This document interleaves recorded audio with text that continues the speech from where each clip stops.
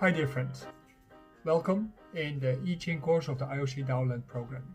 I am your teacher, Yoli O, and I'm going to help you through the material, and I'm going to answer all your questions when you have them. Post them always below the video or join the course. Dear friend, welcome in today's lecture. We are going to go to the next class of the Yijing. And today we are going to talk about the influence of dragons on the formation of Yijing. Dragons, everybody's favorite subject. When we were children, we were told stories with fairy tales about dragons, both in the East and in the West. Were they fairy tales? I don't know exactly. When you look at Western fairy tales, you see that dragons were all the time guarding treasure. When you're looking at Chinese fairy tales, they were forces of nature. They were not so much guarding treasure, but they were treasure by themselves. And as a result of that, they were immortalized in the materials of the Yijing. Let's delve into it. And for this, we have to ask ourselves a few questions.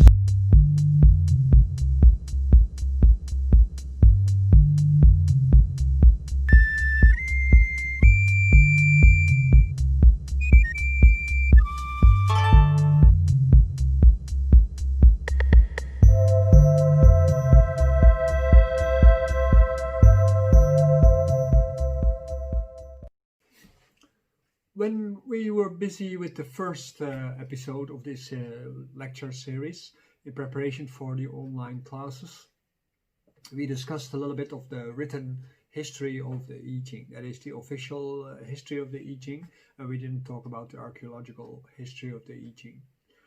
At the moment when we talk about the written history of the Yijing, and we mentioned Fuxing, we mentioned Fuxi, we mentioned King Wen, we mentioned Duke of Chu, his son, and all the other sources that are from a later date that we're still going to have to discuss.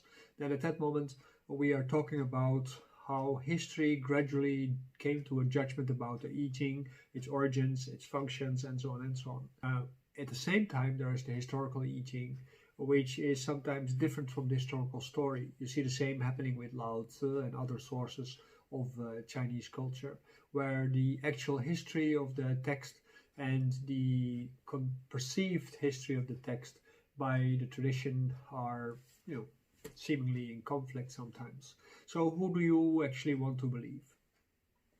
Well, let's delve into the culture of the Yijing at this moment and go investigate where the ideas of the Yijing actually come from and see what they implicate for the current meaning, and also as a result of that for Chinese medicine, for Kung Fu, for Neigong, and for Feng Shui, astrology, and so forth and so forth. I had a variety of teachers in Yijing from different sects, from both Taoism and more folk Taoism and Buddhist and Confucian origin.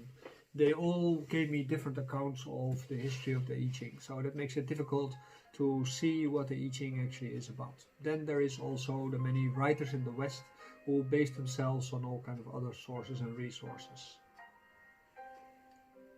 But in the end, what it comes down to is the origin of the Yijing and the ideas of the culture that is actually the Yijing. And we can see that the Yijing has many different kinds of sources. The written sources by themselves and the historical sources, they are manifold. We talk about the Yin-Yang school, Wuxing school, Confucianism, Taoism, and so on and so on. So there's a lot of different kinds of schools. And the origins of the Yijing are in all circumstances pretty much ambiguous.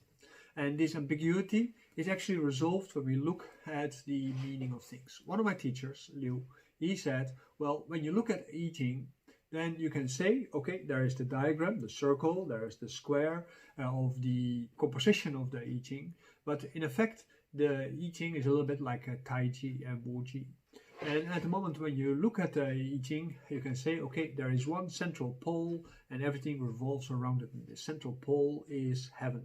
And all the other hexagrams are extrapolation from this original hexagram of heaven. So the secret of the Yijing is in heaven. According to the theory, heaven is what is closest to Tao. So you can say the first that came about is heaven. It's not exactly like that in mythology or something like this, but what you can say, the first that comes about from Tao is heaven, and heaven understands Tao best.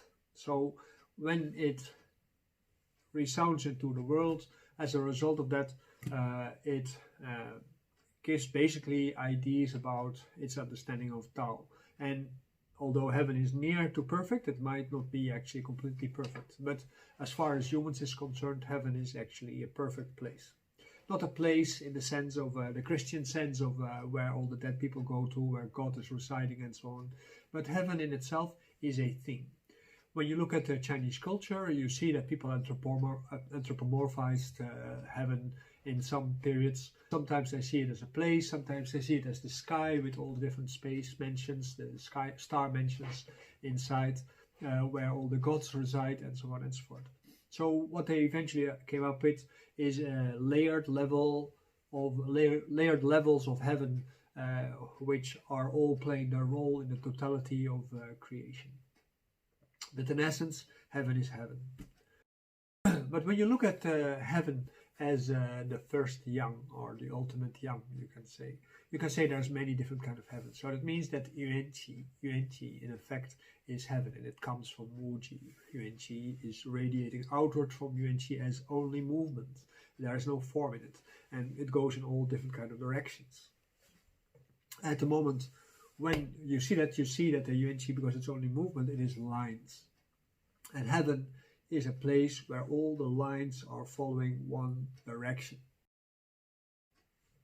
In Chinese culture, this aspect is very important, because at the moment when you look at the yin, then you see that because the heavens do not coincide with each other in the right way, they bump into each other, and as a result of that, they collapse, and as a result of that, you get coagulation. So the form of things is the result of conflicts in heaven. You can say that the separation of heaven and earth is because of the conflicting of heaven going in one direction and earth contracting. And the source of the earth is then conflict. And while the expansion of heaven is not necessarily peace, but the absence of conflict, which is reflected actually in a variety of hexagrams, like for instance in hexagram 11 and 12, where heaven and earth are combined with each other, and you see in the one, heaven is above, heaven is expanding, and earth is below, so heaven and earth is separated. In the other one, you see that heaven is below, and earth is on top of it, and then at that moment, heaven and earth are pressing towards each other. When heaven is supporting earth, and it means it communicates with the earth and everything is at peace. When there is a separation between heaven and earth, that means where heaven is above, which is the realization of our reality around us, this is where the communication is not there. So that means that the meaning of the combination is negative. Yeah, so negative in that sense is described as a P, and P actually means being without a mouth, so it means there's no communication.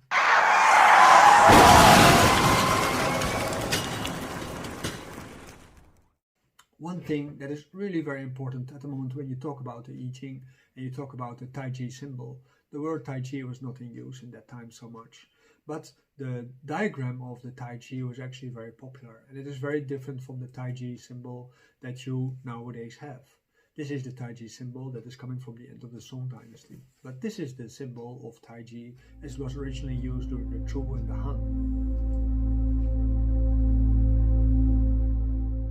This small circle inside the larger circle is actually the symbol of Wuji.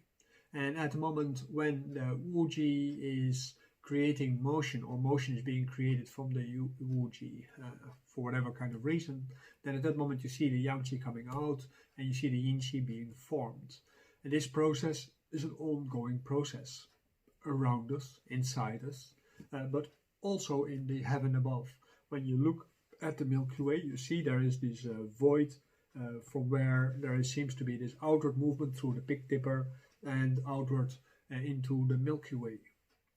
The Milky Way is a band which is sort of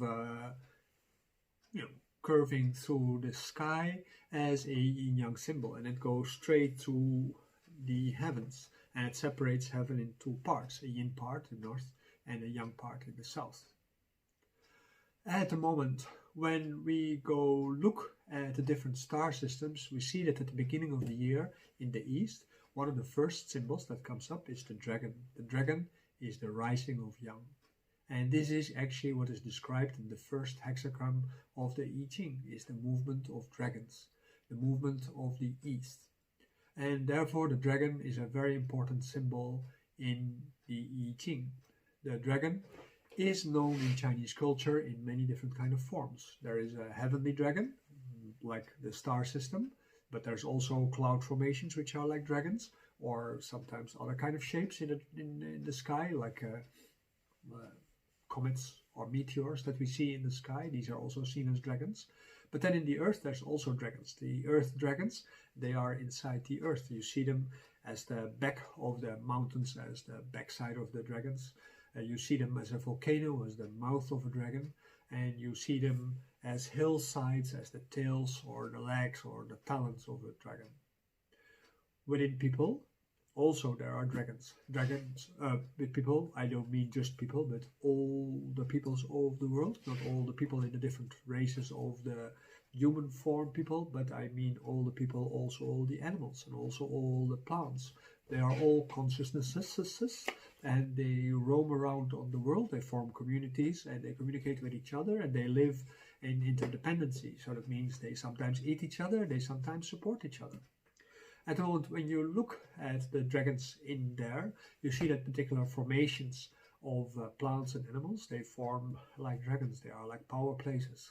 But also within ourselves as a human being, the whole principle of the Taoism is that we cultivate ourselves so that we also can become like a dragon, or that we can become a dragon, not like a dragon, but that we become like a dragon, that we become a dragon.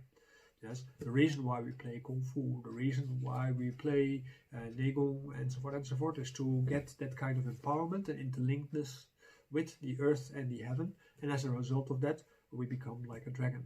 At the moment when we become a dragon, we transcend the limitations of our earthly life, and we actually start playing a role bigger than, that what is given by our horoscopes. The star system of the dragon is built out of a seventh hue. And this is a very important part, because it means that the dragon is separated in 7 parts, which each have another kind of meaning within the astrology of Chinese culture. I want to get into the meaning of these different parts in a later time, but at this moment it's just enough to know these 7 parts. These 7 parts are called Jiao, Kang, Di, Fang, Xin, Wei, and Ji. This is what they look like. These 7 Chu, they are actually what rules the first quadrants. The sky in Chinese astrology is separated into 4 quadrants. The Chinese sky is divided in 4 quadrants. The quadrant of the east is called the green dragon, which we normally call the green dragon, and we'll go back into that a little bit later. Then the sky of the north is called the black warrior. The sky of the west is called the white tiger, and the sky of the south is called the red phoenix. Each of these quadrants, they have different star systems within them, but they also represent a part of the year. And the east represents the spring, and the spring is associated with the oozing aspect of wood, and we will talk about that in a separate video to understand what it actually means when we are in the second sequence of this course. And it means in about half a year time, when we go deeply into the Wuxing theory. When we look at these eastern quadrant, this dragon part, that is very important. We have to look at the word green dragon, because it is not exactly green dragon. You have, like with tea in China, you have 2 different kinds. You have green tea and you have green tea. In the same way, you have the color of green and you have the color of green. And the one is called Lu and the other one is called Qing. And Qing is an azure green. and this is very different from Lu as a green. So when you talk about Lu Cha, you talk about green tea, and that's the ordinary tea that you can buy everywhere. But if you call something Qing Cha, then you talk about the azure tea, and the azure tea is a purer quality which has a much better taste and a much better fragrance, and the color is also more bright green. You can call gunpowder tea, you can call Lu Cha, but you can call Dragonwell tea, Longjing Cha, you can call it Qing Cha. Kung Fu Cha in general is a ritual that you use for this Qing Cha. You don't use Lu Cha for that. Okay, then what is so mysterious about Qing? When you look at a bamboo leaf, it has two different colors. You have an upper leaf color and a lower leaf color. And this is the difference between the two different kind of green. The one is the yin color and the one other is the yang color. And the Qing is the yang color. And the word Qing means both azure and it means clear. So at the moment when you are looking at something that is Qing, it is clear. So when we talk about the Qing Long, the green dragon, we actually talk about the clear green young dragon, right? That is very different from a Lu Long, which would be a European dragon. Just to notice a slight difference, because we don't have that differentiation between words. And it is also very important because the word Qing is associated with a lot of yang aspects. For instance, in Chengdu, in Sichuan, in well, what is now Middle China, but what used to be Western China, at the edge of where you can see the Kunlun mountain in the distance, on the horizon, you see that there is a monastery which is called Qinyang, which is called Azure Goat. And the Azure Goat is associated with Lao Tzu. Lao Tzu, of course, is an earth deity, but at the same time, he is also the deity which is at the foundation of the study of Tao. And that means the way how the yin actually comes into being.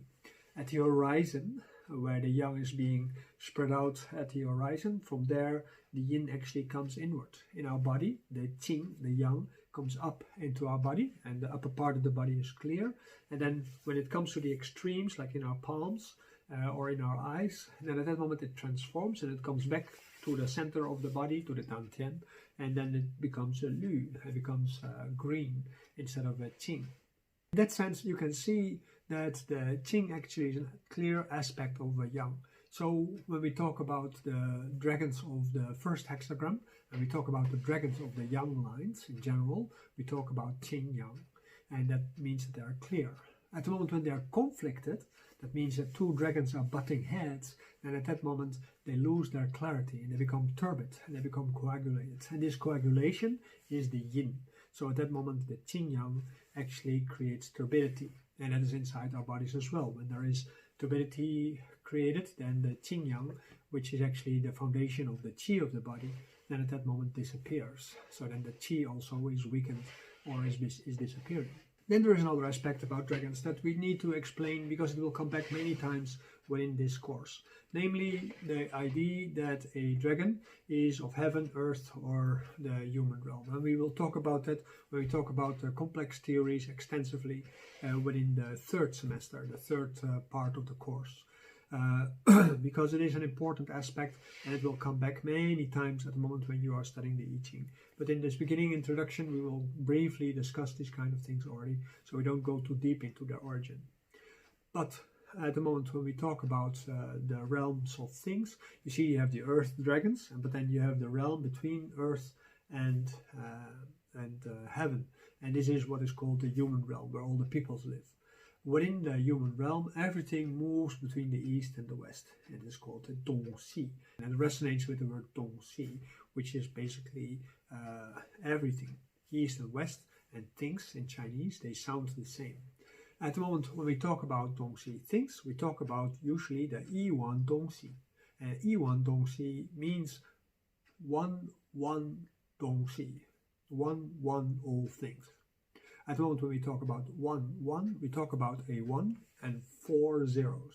So that is a different kind of numerology than we know in the West, where we talk about 10,000, right?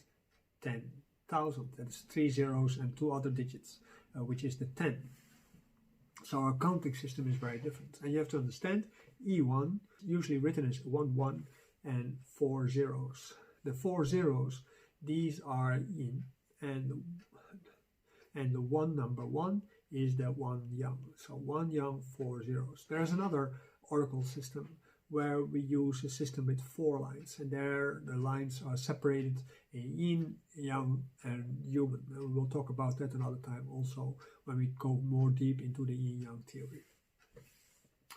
When we look at this 1 yang, this is the number of alive, being alive, and the 4 yin is the number of 4, that is death, because the number of death is called 4, because it sounds like death. So that is an important aspect of numerology that we will come back to in the Yijing in the different aspects. When you look at Yijing number 4, then it is called Ming, blindfolded. And blindfolded means not being able to see. When you are dead, you are blindfolded.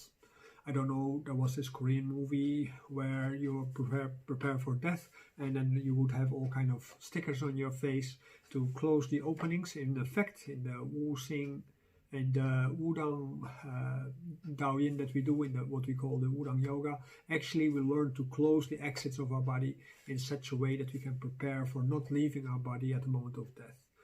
This is very important because at the moment when you die, your essence, whatever is left of you, what you have been cultivating during your life, good or bad, exits your body through a particular kind of exit. It depends a little bit on how you live your life, which one you take. If you take an upper exit, or you take a lower exit, or you take a holy exit. At the moment when you take the holy exit, then at that moment the Qingling goes out. That's the clearling. The clearling sun, the link body goes out. And at that moment you go to wherever your immortal astral plane. Or when you close it, everything, you stay in your body and you can't die. Get back to the E1, you see that number is a very important number, and it comes back into the Yijing many times. Usually in Western translations it is translated as 10,000 things, and then symbolically it means everything. But it doesn't mean everything, it means everything that is death and alive.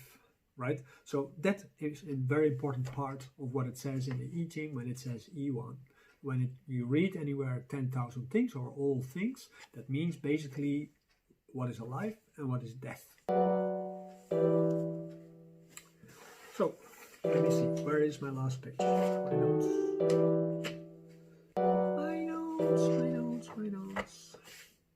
Okay, well, I have to improvise a little bit because my notes have disappeared. So what is relevant at the moment when we are opening this part of the Yijing, and what is the conclusion of this session of the class, is that every time when we see a yang line, we see a dragon flying. At the moment when we see a yin line, we see 2 fighting dragons. When we go hexagram number 1, oh, there's my notes. When we look at the first hexagram, then we can say there are 6 dragons, and the 6 dragons, when they all move together, we can say all lines change. So all the yang lines become yin lines, and it means that the unity of all the dragons is being, crashed. So when they all are young and they are not moving, then at that moment it is auspicious to see a group of dragons. But at the moment when they are conflicting with each other because they're broken, and at that moment they are dragons without a head. That means they have no direction. They go in all directions and they fly mixed up with each other.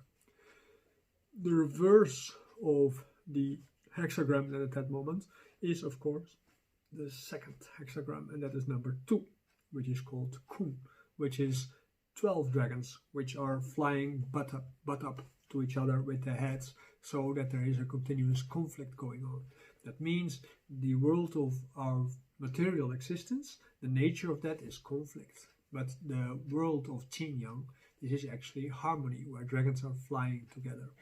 When we look at the individual lines of the Yijing, of the 6 dragons. In the hexagram, we are being reminded of the seventh shoe, because the seventh shoe, one is the head where all the things are harmonious, and then the other ones are the 6 individual dragons and what happens to them. Then the first line is then do not use a submerged dragon. The second one is a dragon is in the field, but it is important to see a big master so that you can ask for advice, of course, that moment. And that big master, and the fact that you see the dragon and that you need a big master, is because the fact that you are yourself also already are having some level of cultivation, and you need to mirror yourself on somebody who is either similar like you or better than you. Then the third line is when the noble ends the day vigorous.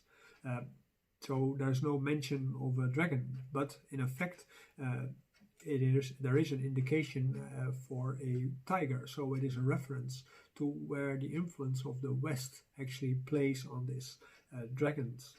And then there is the fourth line where some leap in the deep, also a reference to the dragon. Then the fifth line is the dragon flies in the sky, and it is favorable again to see a big master. It means you see a dragon flying by, and at the moment when you see the dragon flying by in the sky is different than a dragon which is in the field. At the moment when the dragon is in the field, then at that moment it is a dragon on land. So that means you see a mountain range on the landscape, while a dragon in the sky is actually a flying dragon, like in the shape of a cloud or a meteor or something like this. But in both cases, these are signs that require you to get advice. Then the last line, the sixth line, is called the dragon in the gully, and that means there will be trouble. That means that the shoe actually is moving in the sky and it is entering the horizon, so it is appearing over the horizon. There will be problems, because that means that the young force that is growing, the qing yang, that moment is growing, is changing. The qing is going away from the yang, and that is the summertime.